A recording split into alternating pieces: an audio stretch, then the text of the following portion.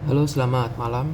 Perkenalkan, nama saya adalah Muhammad Rizal dengan NIM 2303010010077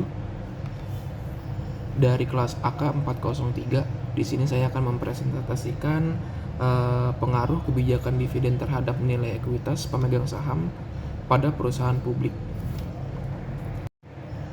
Oke, selanjutnya dari pembahasan ini ada empat yang akan dibahas. Yang pertama adalah pendahuluan, yang kedua pembahasan teorinya, ketiga contoh soal, dan keempat kesimpulan.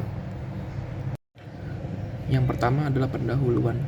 Dalam persaingan bisnis yang ketat, perusahaan publik dituntut untuk tidak hanya mengejar keuntungan, tetapi juga meningkatkan nilai ekuitas pemegang saham. Salah satu faktor penentu nilai ekuitas adalah kebijakan dividen, yang mencerminkan pembagian laba antara dividen tunai dan laba ditahan. Kebijakan dividen yang tepat dapat meningkatkan nilai pasar saham dan menarik investor. Namun pembayaran dividen yang terlalu tinggi beresiko membebani keuangan perusahaan. Oleh karena itu, diperlukan keseimbangan antara pembagian keuntungan dan pertumbuhan perusahaan. Selanjutnya, tujuan dari penulisan ini adalah untuk memberikan wawasan tentang pentingnya kebijakan dividen sebagai bagian dari strategi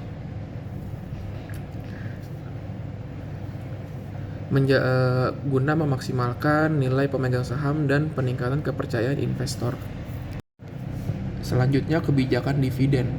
Kebijakan dividen adalah keputusan perusahaan terkait pembagian laba bersih kepada pemegang saham atau mempertahankannya sebagai laba ditahan untuk investasi masa depan.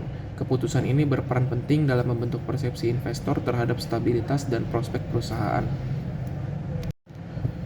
Selanjutnya, teori bird in the hand. Teori bird in the hand menyatakan bahwa investor lebih menyukai dividen yang dibayarkan saat ini daripada capital gain di masa depan, karena dividen dianggap lebih pasti. Dividen saat ini mengurangi ketidakpastian investor dan dianggap lebih aman. Sebaliknya, capital gain dianggap lebih berisiko karena dipengaruhi ketidakpastian waktu dan besarnya keuntungan. Oleh karena itu, tingkat pembayaran dividen lebih memengaruhi keputusan investor dibandingkan harapan terhadap capital gain. Teori dividen irrelevance. Teori ini menyatakan bahwa kebijakan dividen tidak memengaruhi nilai perusahaan, asalkan asumsi-asumsi tertentu terpenuhi, seperti pasar yang sempurna, investor yang rasional, dan kepastian atas pengambilan investasi. Menurut teori ini, nilai perusahaan sepenuhnya ditentukan oleh kebijakan investasinya, bukan oleh cara distribusi laba. Dalam model ini, unsur dividen tidak dimasukkan dalam rumus penilaian perusahaan. Investor dinilai hanya peduli pada nilai total investasi di masa depan, bukan pada bentuk pengambilannya. Teori dividen relevance. Teori ini menyimpulkan bahwa dividen berperan sebagai indikator laba permanen dan sangat mempengaruhi harga saham. Oleh karena itu, manajer pun cenderung berhati-hati dalam mengurangi dividen karena dapat memicu reaksi negatif dan investor. Teori ini telah mendapat pengakuan akademik luas dan dianggap sebagai representasi paling akurat dalam penetapan kebijakan dividen. Pengaruh kebijakan dividen terhadap nilai ekuitas pemegang saham. Penelitian oleh Sogomi et al.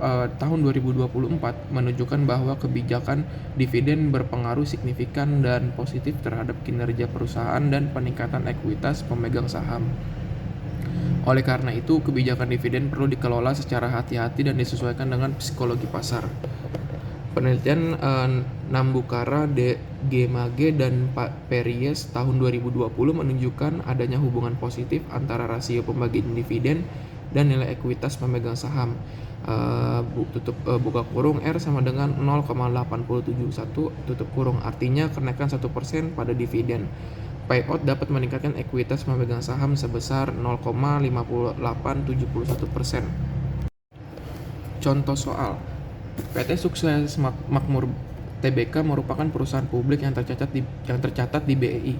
Pada akhir tahun 2024, perusahaan mencatat jumlah saham beredar 10 juta lembar. Laba bersih tahunan berjalan 20 miliar. Harga pasar saham 3.000 per lembar, dividen payout ratio yang diumumkan 50%, ekuitas pemegang saham sebelum dividen 100 miliar. Pertanyaannya yang pertama adalah berapa besar total dividen yang akan dibayarkan kepada pemegang saham? Yang kedua, berapa besar dividen per saham atau DPS? Ketiga, hitunglah nilai buku ekuitas per lembar saham atau book value per share setelah pembayaran dividen. 4. Jelaskan bagaimana kebijakan dividen ini mempengaruhi nilai ekuitas pemegang saham jika diasumsikan tidak ada perubahan harga saham dan tidak ada emisi saham baru. Selanjutnya jawabannya adalah total dividen sama dengan 50% dikali laba bersih sama dengan 50% dikali 20 miliar yang hasilnya 10 miliar. Dividen per saham sama dengan total dividen atau jumlah saham sama dengan 10 miliar tadi dibagi 10 juta, hasilnya adalah 1000 rupiah per saham. Dan ekuitas setelah dividennya sama dengan ekuitas sebelum dividen dikurang total dividen. Ekuitas setelah dividennya ada 100 miliar dikurang 10 miliar sama dengan 90 miliar. Book value per share sama dengan ekuitas setelah dividen atau jumlah saham. Book value per share-nya 90 miliar dibagi 10 juta sama dengan 9.000 per saham. Jawaban pembayaran dividen menyebabkan penurunan laba ditahan, sehingga ekuitas perusahaan turun sebesar 10 miliar. Meskipun nilai pasar saham atau market value tidak langsung berubah, nilai buku ekuitas per lembar saham turun dari sebelumnya, yang mana adalah 10.000 per saham. Jika tidak dibagikan dividen menjadi 9.000, namun pembayaran dividen juga memberi sinyal positif kepada investor mengenai stabilitas dan kesehatan keuangan, yang dapat memperkuat kepercayaan investor dan mempertahankan atau meningkatkan harga pasar saham dalam jangka panjang. Kesimpulan, kebijakan dividen merupakan bagian penting dari strategi keuangan perusahaan yang berpengaruh terhadap nilai ekuitas pemegang saham. Dalam praktiknya, keputusan pembagian dividen tidak hanya memengaruhi arus kas, tetapi juga menjadi sinyal bagi investor mengenai kesehatan keuangan dan perusahaan. Perusahaan publik di Indonesia disarankan untuk menyusun kebijakan dividen yang seimbang, tidak terlalu agresif hingga mengganggu likuiditas maupun terlalu konservatif sehingga menurunkan kepercayaan investor. Terima kasih, sekian dari presentasi saya. Wassalamualaikum warahmatullahi wabarakatuh. Selamat malam.